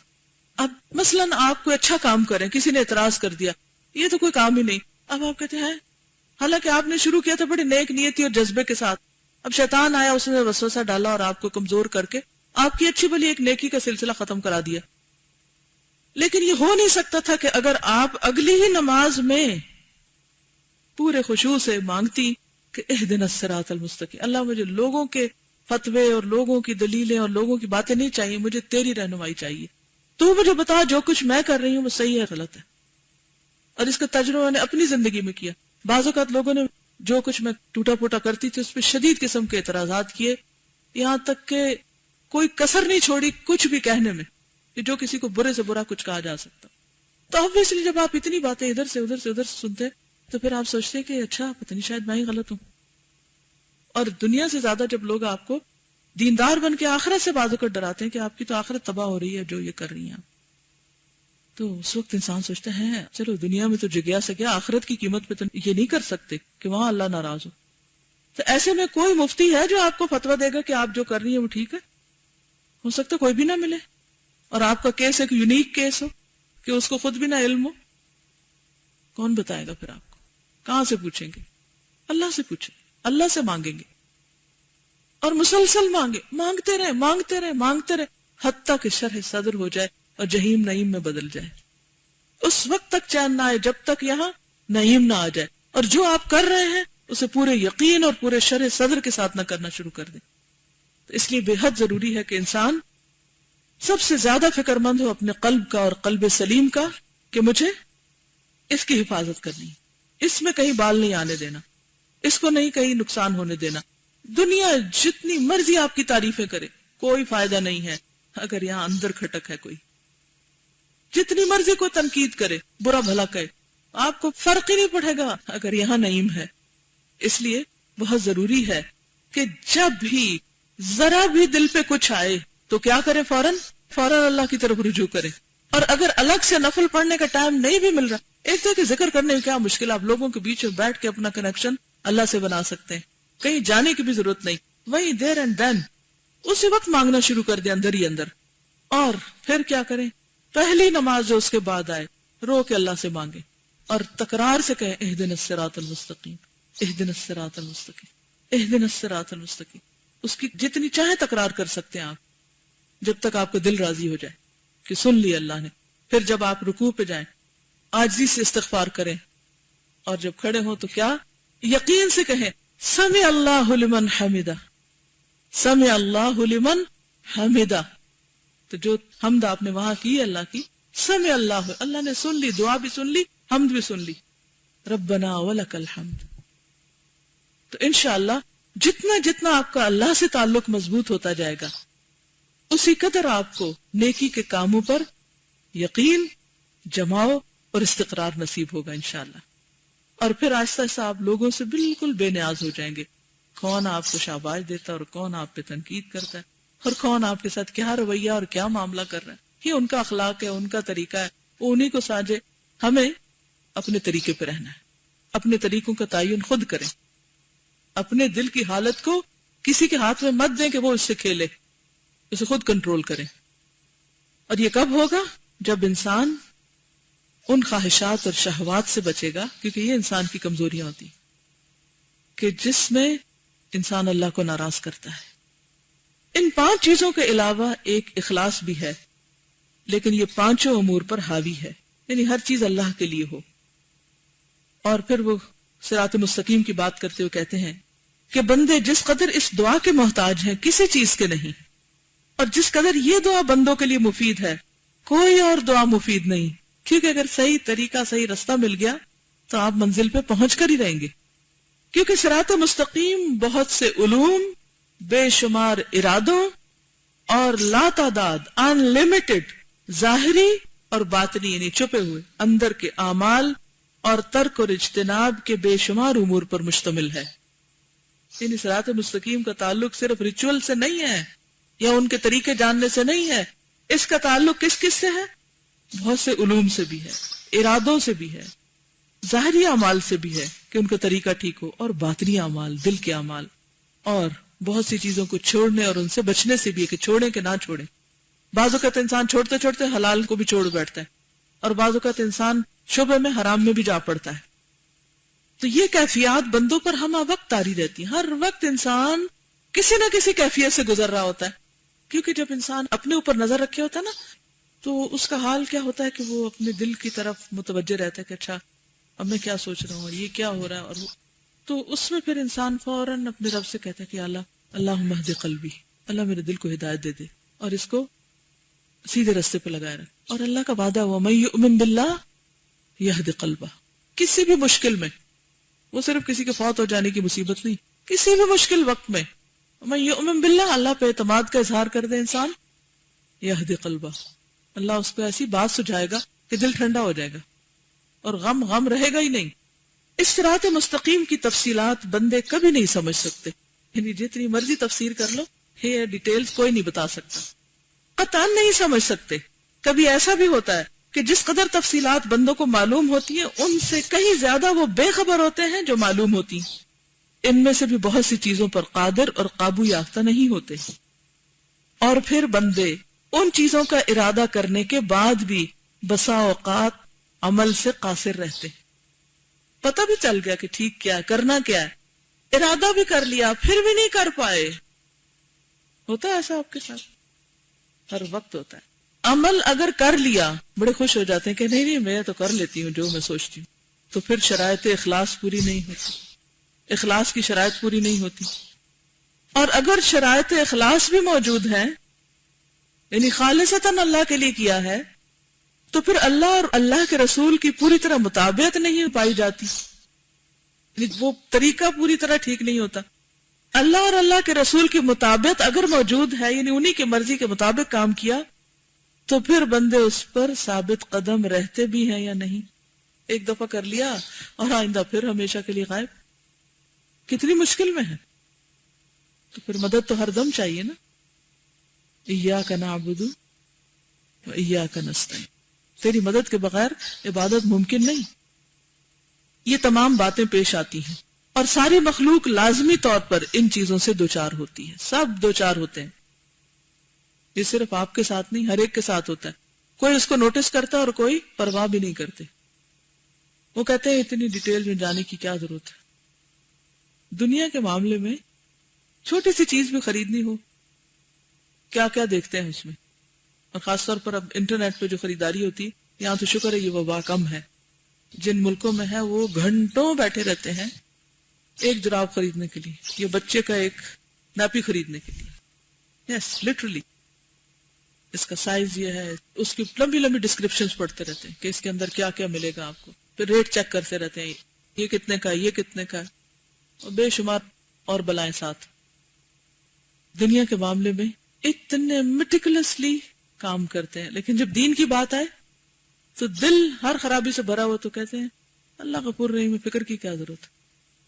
وہ اتنی چھوٹی چھوٹی باتوں پہ نہیں پکڑے گا. یہ بھول جاتے ہیں کہ ہر چھوٹی بات کسی اور چھوٹی سے مل کے ایک کڑی بنائے ہوئے ہے. وہ چھوٹی الگ سے چھوٹی نہیں ہے کہ جسے آپ چھوٹی سمجھ کے چھوڑ دیں. یہ تمام موانع کی جمع رکاوٹیں جو روک دیتی معنی سے، لازمی طور پر پیش آتے ہیں، لیکن کسی کو کم اور کسی کو زیادہ. یہ ظاہر ہے کہ انسانی یعنی طبیعتوں میں جو ہدایت ودیت کی گئی، یعنی رکھ دی گئی ہے بطور امانت، وہ ان تمام چیزوں پر قابو نہیں پا سکتی، کیونکہ اللہ نے ہمارے اندر بھی ہدایت رکھی. فَأَلْهَمَهَا فُجُورَهَا وَتَقْوَاهَا، آلریڈی تقوی ہے اندر، لیکن وہ اناف نہیں ہے، کافی نہیں ہے کہ جس سے ہم اپنی خرابیوں پر، فجور پر قابو پا سکیں. بلکہ اگر انسان کو طبیعتوں پر چھوڑ دیا جائے تو خود طبیعتیں ان چیزوں کی تحصیل اور تکمیل میں رکاوٹیں ڈال دیتی ہیں. یعنی اگر انسان اپنے حال پہ ان کو چھوڑ دے تو خود اپنے اندر سے نفس ان کو کرنے نہیں دے گا. چنانچہ طبیعتوں کی کج روی نے، ٹیڑے پن نے منافقوں کو غلط راہ پہ ڈال دیا. طبائع یعنی طبیعتوں کے رجحانات نے انہیں اصل جبلت ہوتی ہے وہ چیز جو انسٹنکٹ میں ہو، اور جبلی ظلم و جور کی طرف موڑ دیا، فجور کی طرف موڑ دیا. کیونکہ باہر کے حالات اندر کے اس خاص حصے کو متاثر کرتے، اور انسان پھر وہ ایک ڈرائیونگ فورس ہوتی ہے، ادھر ہی چل پڑتا ہے. یعنی ایک چیز باہر پیش آئی، اس نے اس حصے کو جا کلک کیا. اندر نیکی کا ماحول تھا، نیکی کی بات تھی، تو وہ نیکی والے حصے کو جا کے چھیڑے گی، اور پھر وہ دل چونکہ ڈرائیونگ فورس ہے تو دل نیکی کی طرف چلنا شروع ہو جائے گا. اور اگر ماحول میں خرابی ہے، ماحول سے مراد صرف لوگ نہیں ہوتے، ماحول سے مراد جو پڑھتے، سنتے، دیکھتے، جس بھی جگہ پر آپ ہوتے، اگر وہاں پر ایسی چیزیں ہیں تو وہ آپ کے جا کے شر کو چھیڑ دیں گی، اور پھر شر ڈرائیونگ فورس بن کے آپ کو شر کے رستوں پہ لے چلے گا. اللہ تبارک و تعالی اپنی قضاء و قدر، تقدیر اور اوامر و نواہی کو اسی صراط مستقیم پر چلاتا ہے، اور اسی کے بموجب بندوں کو دعوت دیتا ہے. اپنے بندوں میں سے جسے چاہتا ہے اپنے فضل و کرم سے اسے صراط مستقیم پر لگا دیتا ہے. یہ سب کچھ عدل و حکمت، صلاحیت اور عدم صلاحیت، محل و مقام کے ماتحت اور اپنے اسی صراط مستقیم کے مطابق کرتا ہے. یعنی اللہ جس کو چاہتا ہے اپنے فضل سے سیدھے رستے پر لگا دیتا ہے نا، یہدی من یشاء الی صراط مستقیم. ٹھیک ہے، جو اس نے اپنے امر و حکم سے اپنے بندوں کے لیے قائم کی ہے، اور جس کی طرف بربنائے حجت اور عدل اپنے تمام بندوں کو دعوت دی ہے، جو اس نے اپنے حکم کے ذریعے اپنے بندوں کے لیے بنائی ہے، اور جس کی طرف اس نے دعوت دی ہے لوگوں کو. وہ اپنے فضل و کرم کی روح سے جسے چاہتا ہے صراط مستقیم کی طرف ہدایت کرتا ہے، اور عدل و فضل کی روح سے جسے چاہتا ہے اسے دور پھینک دیتا ہے. یہ اس کا عدل ہوتا ہے، ظلم نہیں ہوتا. جب وہ دیکھتا ہے کہ اس بندے کے اندر صلاحیت نہیں، نہ کوئی شوق ہے، نہ کوئی طلب ہے، نہ کوئی تڑپ ہے، تو پھر اس کو اس کے حال پہ چھوڑ دیتا ہے. یعنی جو شخص اپنے نفس کی خواہشات کی پیروی کرتا ہے، پھر اللہ اس کو نفس کے حوالے کر دیتا ہے. اسی لیے ہمیں کیا کہا گیا، وَنَعُوذُ بِاللَّهِ مِن شُرُورِ أَنفُسِنَا وَمِن سَيِّئَاتِ أَعْمَالِنَا. اسی کے آگے آتا ہے من یہدہ اللہ فلا مضل لہ ومن یضللہ فلا ہادی لہ. آغاز کہاں سے ہوا؟ نفس کے شر سے. اور نفس میں صرف شر نہیں ہوتا، خیر بھی ہوتا ہے. قیامت کے دن اللہ تعالیٰ اس صراط مستقیم کو پھر قائم کرے گا، اور جنت میں جانے کی راہ یہی صراط مستقیم ہوگی. پل جو بندے دنیا میں اس سے دور رہے، وہاں بھی اللہ تعالیٰ اس سے انہیں دور رکھے گا، اور جو اس پر قائم رہے وہاں بھی اللہ تعالیٰ انہیں قائم و ثابت رکھے گا، ثابت قدم رکھے گا.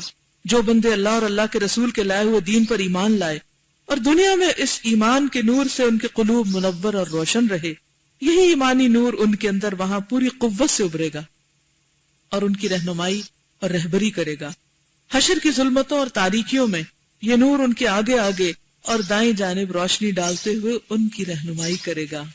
سورۃ الحدید میں آتا ہے نا، یسعی نورہم بین ایدیہم وبایمانہم بشراکم اليوم. ان کے ایمان کی وجہ سے اللہ تعالیٰ نے اس نور کی حفاظت کی، اور اس وقت تک حفاظت کی جب تک لوگ انہیں دنیا سے رخصت کر کے واپس لوٹے، یعنی قبر تک وہ محفوظ رہے. اس طرح ان کی حفاظت کی جس طرح اللہ کی بارگاہ تک پہنچنے میں ان کے ایمان کی حفاظت کی. منافقین کا نور اس نے بالکل بجھا دیا، اور اس طرح بجھا دیا جس طرح دنیا میں ان کے قلوب دل اس سے محروم رہے. جو لوگ گناہگار ہیں ان کے اعمال و کردار کو اس صراط مستقیم کی ہر دو جانب کانٹوں کی شکل میں قائم کر دیا جو پل صراط پہ لگے ہوئے ہوں گے، جو ان گناہگاروں کے دامن پکڑتے اور الجھاتے رہیں گے جیسے دنیا میں الجھتے رہتے ہیں، اور اسی طرح الجھاتے رہیں گے جس طرح دنیا میں اس راستے پر چلنے سے الجھاتے رہے. کتنی مماثلت ہے دونوں میں. بخاری جو لوگ پڑھے انہوں نے وہ حدیث پڑھی ہوگی نا کہ پل صراط پر کیا ہوں گے، کچھ آنکڑے سے ہوں گے، کانٹے سے ہوں گے، کچھ لوگ تو نکل جائیں گے اور کچھ کو وہ پکڑ لیں گے. یہ کون لوگ ہوں گے؟ جن کو دنیا میں ان کے گناہ الجھاتے رہے، خواہشات ان کو پکڑتی رہیں. اس صراط مستقیم سے اللہ تعالیٰ اپنے بندوں کو اسی طرح اور اسی رفتار سے گزارے گا جس طرح اور جس رفتار سے بندے دنیا میں صراط مستقیم پر گزرتے رہے. جتنی تیزی سے فاستبقوا الخیرات ففروا الی اللہ، جس تیزی سے آپ دنیا میں اللہ کے راستے کی طرف دوڑتے ہیں، اسی تیزی سے وہاں پل صراط پر بھی گزر جائیں گے. کوئی جلد سے جلد پار ہو جائے گا، کوئی دیر سے. پھر ایمان والوں کے لیے اللہ تعالیٰ نے وہاں حوض بنا رکھے ہیں تاکہ وہ ان سے سیراب ہوں، اور اسی قدر سیراب ہوں جس قدر بندے دنیا میں اللہ تعالیٰ کی شریعت و دین سے اس پر عمل پیرا ہو کر سیراب ہوتے رہے. جیسے آپ قرآن کا کوئی لیسن پڑھتے ہیں یا کوئی اچھی نماز پڑھتے ہیں یا ذکر کرتے ہیں یا علم کی مجلس میں بیٹھتے ہیں تو آپ کے دل کی کیفیت کیا ہوتی؟ جیسے وہ سیراب ہو گیا. تو جس درجہ دنیا میں سیراب ہوتا ہے اسی درجے قیامت کے دن بھی سیرابی ہوگی اس کو. جو لوگ دنیا میں شریعت اور دین سے محروم رہے وہ وہاں بھی ان حوضوں کے پانی سے محروم رہیں گے. کس قدر ضروری ہے کہ لوگوں کو تیزی کے ساتھ زیادہ سے زیادہ لوگوں تک خیر پہنچائی جاتی رہے تاکہ کوئی بھی محروم نہ رہے. اب ہم کہتے ہیں کہ یہ آخرت ہے، اس پر غور کرو. آخرت تمہاری آنکھوں کے سامنے موجود ہے، اور پھر عالم دنیا اور عالم آخرت کے متعلق اللہ تعالیٰ کی کیا کیا حکمتیں ہیں ان پر غور کرو. پوری طرح معلوم ہو جائے گا، اور ایسا علم یقینی تمہیں حاصل ہو جائے گا جس میں کسی شک و شبہ کی گنجائش نہیں رہے گی. معلوم ہو جائے گا کہ یہ دنیا آخرت کی کھیتی، آخرت کا عنوان اور نمونہ ہے، یعنی سمپل ہے اس وقت آپ کے پاس.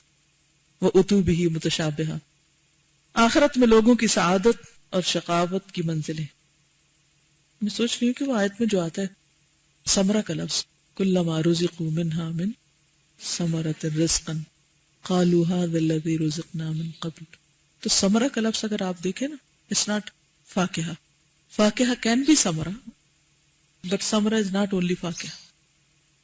ثمرہ کسی بھی چیز کا آؤٹ کم، نتیجہ ہوتا ہے. تو دنیا میں ہمارے اعمال کا ایک نتیجہ ہم یہاں بھی روز دیکھتے تھے. دل کی کیفیت، یہ بھی ایک ثمرہ ہے. یعنی جو کچھ بھی آپ کرتے ہیں وہ سارا کچھ آپ کو کہاں جا کے نصیب ہوتا ہے؟ ہاتھوں میں تو نہیں کچھ ہوتا، وہ یہاں نصیب ہوتا ہے. تو جو ٹھنڈک اور خوشی یہاں نصیب ہوگی انشاءاللہ، یعنی نیکی کرنے کی جو ٹھنڈک یہاں نصیب ہوگی وہ انشاءاللہ وہاں بھی نصیب ہوگی.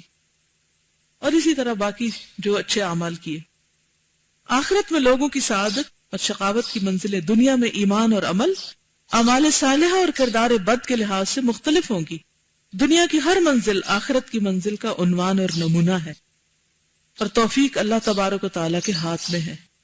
اور بڑی سے بڑی عقوبت اور سزا انسان کے لیے یہ ہے کہ دنیا اور آخرت دونوں میں اس صراط مستقیم سے محروم اور بے بہرا ہو. سوچئے اگر اللہ ہم کو ہدایت نہ دیتا، یہ قرآن کی نعمت ہمیں نصیب نہ ہوتی تو ہم کہاں پڑے ہوتے. خوش قسمت ہے وہ جو اس کو مرتے دم تک تھام کے رکھے.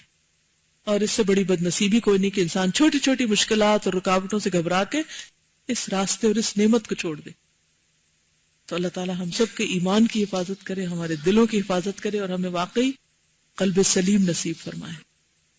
وآخر دعوانا ان الحمدللہ رب العالمین. کچھ وقت ہے آپ کے لیے. السلام علیکم. مجھے جو آج کے لیسن میں جو سب سے اچھی جو بات جو مجھے فیل ہوئی ہے وہ یہ کہ حالانکہ اتنا عرصہ ہو گیا پڑھتے ہوئے، لیکن مجھے آج ایسا لگ رہا ہے کہ جیسے فرسٹ ٹائم مجھے ایسے کوئی نالج ملی ہے جس کو میں امیڈیٹلی اپلائی کر سکتی ہوں، اور اس وجہ سے میں نے اس کو اپنے ہاتھ پہ لکھا ہے کہ میں اس کو بھولنا نہیں چاہتی. ورنہ ہمیشہ یہ ہوتا ہے کہ پتہ نہیں یہ میری بک بھری ہوئی نوٹ سے، کبھی ریوائز کیا کبھی نہیں کیا، اور اگر کر بھی لیا اس پہ عمل نہیں کیا. آج مجھے شدت سے احساس ہوا ہے کہ جو ہمارا جو مسنگ لنک ہے نا، جیسے وہ ایک ہم سائنس میں پڑھتے تھے پروڈکٹیو سائیکل بناتے تھے، پہلے پیوپا ہے، پھر اس میں سے یہ ایمرج ہوا ہے، پھر یہ بنا، پھر یہ پورا وہ ایک سائیکل ہوتا تھا.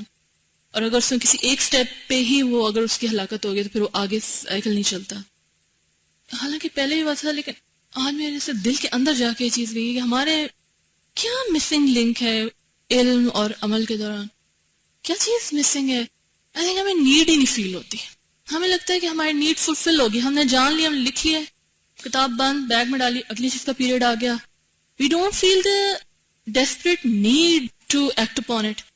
جب وہ نیڈ رائز ہوتی ہے پھر انسان اس کو ہاتھ پہ، جہاں بھی دل پہ کسی کا دماغ اچھا ہے دل میں رکھ کے فوراً اس پہ ایکٹ کر لے. وہ جب ایکٹ کر لے گا تو وہ تب اس کا علم یقین بنے گا، وہ اس کو ایکسپیرینس کرے گا، اور پھر وہ چیز مزید علم، مزید عمل، اینڈ پھر لوگوں کو کنوے کرنا. It's all a cycle. اور اس میں ہر سٹیپ مجھے لگ رہا ہے کہ بہت ہی زیادہ امپورٹنٹ ہے. الحمدللہ. کیونکہ جب کوئی چیز آپ کے سامنے ہوتی بھی ہے اور آپ اس کو ایکسپیرینس نہیں کرتے نا تو وہ علم یقینی کا حصہ نہیں بنتی.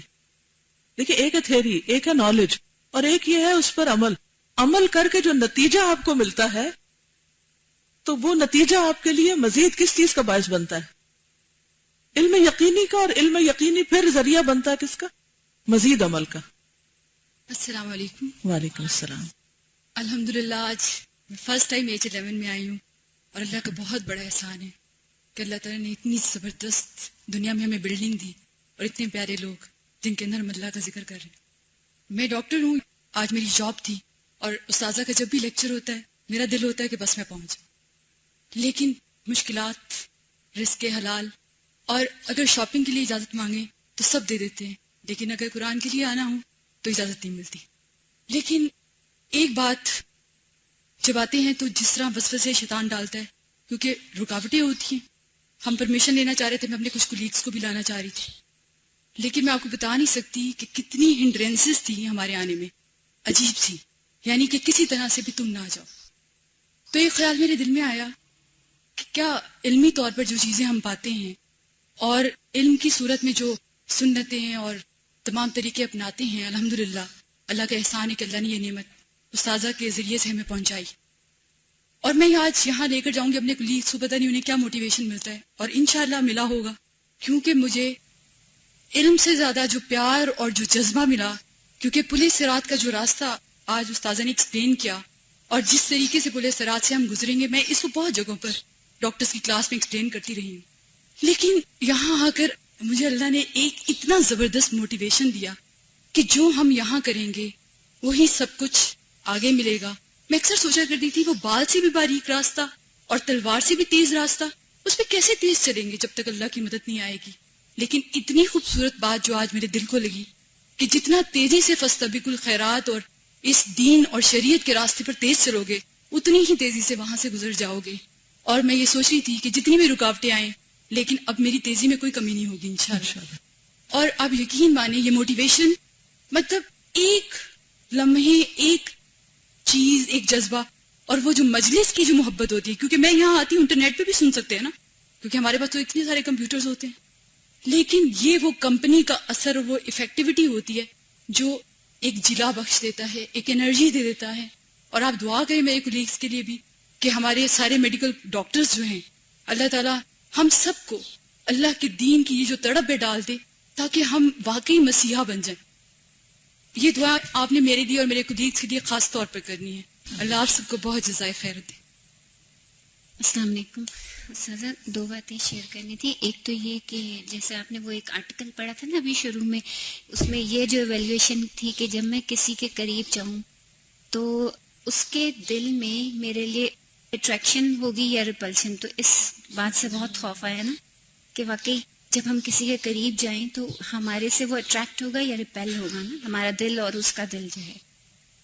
اور دوسرا جیسے ابھی انہوں نے یہ بات لکھی نا کہ جو سٹیجز تھیں کہ لا علمی ہے, جب اس کو کور اپ انسان کر لے تو عمل کی قدرت نہیں اس سے ہوتی, پھر عمل کرنے سے کسی نہ کسی وجہ سے قاصر رہ جاتا ہے, پھر عمل کر لے بھی تو اخلاص نہیں ہوتا, اخلاص ہو جائے تو پھر اللہ اور اس کے رسول صلی اللہ علیہ وسلم کی مطابقت نہیں ہوتی, اور وہ بھی ہو جائے تو پھر ثابت قدمی نہیں ہوتی. تو مجھے نا وہ کل ہمارا جو IVR کے سلسلے میں جو میٹنگ تھی اس میں استاذہ مجھے اسٹیٹسٹکس یاد آ رہے تھے, میں چاہوں گی میں ساروں سے شیئر کروں.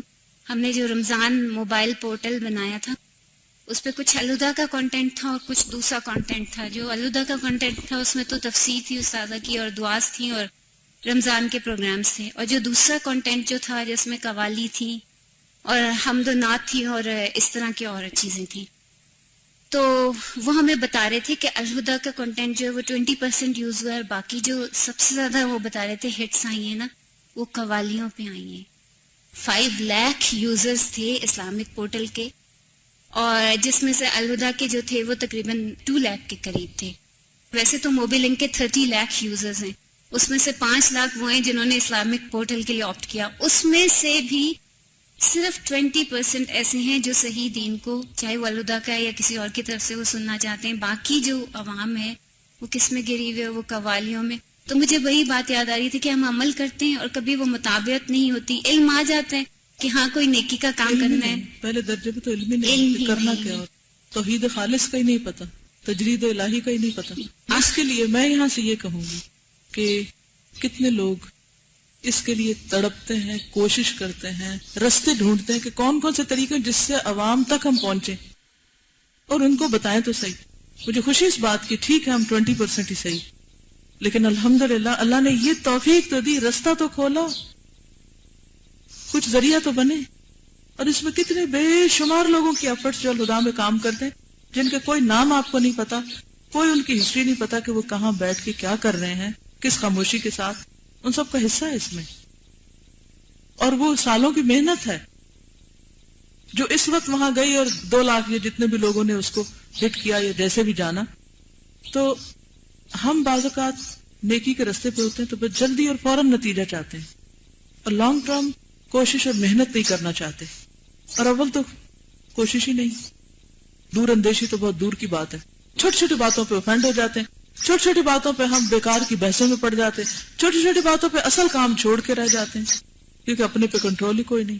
ہم سوچتے نہیں کہ ہمارا ایک ایک لمحہ قیمتی ہے, اور اگر ہم بیکار کام میں لگا رہے ہیں تو لازماً کارآمد چیز چھوٹ رہی ہے ہم سے. السلام علیکم ورحمۃ اللہ وبرکاتہ. استاذہ جی مجھے بہت اچھا لگ رہا ہے, فیلنگز میں بیان نہیں کر پا رہی. قرآن پاک پڑھا تھا تب سے اب تک الحمدللہ, جب بھی کچھ سنتے ہیں آپ سے اور روح میں اترتا ہے, بہت اچھا لگتا ہے, بہت تڑپ جاگتی ہے. اور تھوڑا سا میں ٹائم لوں گی کہ جب ہم پریکٹیکل لائف میں ہوتے ہیں, سوشل ایکٹیویٹیز ہوتی ہیں, دنیا داری میں ہوتے ہیں, ایک سے دوسرا تیسرا ہم کام کرتے رہتے ہیں, خوشی سے سارے گھر والے بھی بتاتے ہیں یہ وہاں بھی جاتی ہے, یہ وہاں بھی جاتی ہے, یہ بھی کرتی ہے, یہ رات کو بھی کرتی ہے, اتنے گھنٹے کام کرتی ہے, بہت خوش ہوتے ہیں. لیکن جب ہم جا رہے ہوتے ہیں, ایک ٹریک چینج ہوتا ہے بالکل, تو ظاہر ہے رخ بدلتا ہے, تو حالات بھی بدل جاتے ہیں. تو دیکھنے والوں نے بھی دیکھا. الحمدللہ اگر میں ایک بندے سے ملی ہوں تو میں اسی حوالے سے ملی ہوں, اور اگر میں 100 بندے سے ملی ہوں تب بھی, تب سے اب تک جس بھی محفل میں گئی ہوں, میں نے تھوڑا سا آپ کا درس سن کے کیسٹس یا نیٹ کے ذریعے کہیں سے بھی اس ٹاپک پہ, کب خوشی پہ جا رہی ہوں, اب منگنی پہ جا رہی ہوں, اب کسی کے فوتگی پہ جا رہی ہوں, اب کل ہے, جس قسم کا بھی فنکشن ہے, الحمدللہ اللہ تعالیٰ مجھے ہمت اور توفیق دے. مجھے آپ کی دعاؤں کی بہت ضرورت ہے, اور میں نے جو آپ نے پڑھایا روح میں اترا, اور یہ امانت ہے, اور انشاءاللہ ہم پوری کوشش کریں گے اور کر رہے ہیں प्लीज आप हमारे लिए बहुत दुआ कीजिएगा. اللہ تعالیٰ ہم سب کو توفیق دے اور اس آمین. رستے پر جزاک استقامت اللہ دے. خیر. السلام علیکم ورحمۃ اللہ وبرکاتہ. وعلیکم السلام. I just came here as a listener اور میں basically I'm a digital artist and a photographer and I wanted to share something with all of you. الحمدللہ سب سے پہلے تو میں نے یہ کہنا ہے کہ بہت بہت پیارا لیکچر اور اس میں دل کو بہت سی باتیں لگی. تھوڑا سا کہنا یہ چاہتی تھی کہ بینگ اے ڈیجیٹل آرٹسٹ آج کل جو انٹرنیٹ پہ چیزیں ہیں ان کی اوتھینٹسٹی کا سورس ہمارے پاس کوئی بھی نہیں ہے. سو پلیز کسی بھی چیز کو, کیونکہ there is a psychological warfare going on in media and in radio, through internet, through our televisions, in everything. اگر وہ کسی بھی لفظ میں, کسی بھی حدیث میں, کسی بھی آیت میں زیر زبر کی چینج کر دیں یا کسی ایک ورڈ کی جس کی ہمیں اوتھینٹسٹی, اگر وہ نیچے لکھ بھی دیتے ہیں, آج کل تو ایسے سافٹ ویئرز آئے ہوئے ہیں کہ اگر آپ اریز کر دیتے ہو تو اس کے بیک گراؤنڈ ویسا کا ویسا رہتا ہے اور بالکل کچھ پتہ نہیں چلتا. So there are people who are assigned to do this for Muslims. وہ ایسے بلاگرز انہوں نے بٹھائے ہوئے ہیں جو کسی بھی زیر زبر کو اوپر نیچے کر دیں یا کچھ بھی کر دیں اور ہم لوگوں کو نہیں پتہ چلے گا. ہم اپنی لا علمی میں پڑھتے جائیں گے. تو بہترین سورس اور بکس, بہترین سورس قرآن, اور اس کے بعد اگر آپ نے کنفرم کرنا ہے تو kindly please do proper research on what ever you read and learn. جزاک اللہ. جزاک اللہ خیر. اللہ نے قلم کی قسم کھائی ہے, نون والقلم وما یسطرون. تو قلم تو کاغذ پر ہی لکھتے ہیں, تو اس کی اہمیت کبھی بھی ختم نہیں ہو سکتی, اور اللہ نے اپنی کتاب کی حفاظت کا ذمہ بھی لیا ہے. لہٰذا کچھ بھی آپ پڑھیں, لیکن اگر آپ کے سینے میں اللہ کی کتاب محفوظ ہے تو پھر ہر چیز کو آپ اس پہ پرکھ سکتے ہیں. تو اس لیے بے حد ضروری ہے کہ جتنا بھی آپ جان لیں گے کہ شر کون پھیلا رہا ہے, لیکن جب تک یہ نہیں جانیں گے کہ حق کیا ہے, آپ شر سے بچ نہیں سکتے. اوکے. سبحانک اللہم و بحمدک نشہد ان لا الہ الا انت نستغفرک و نتوب الیک. السلام علیکم ورحمۃ اللہ وبرکاتہ.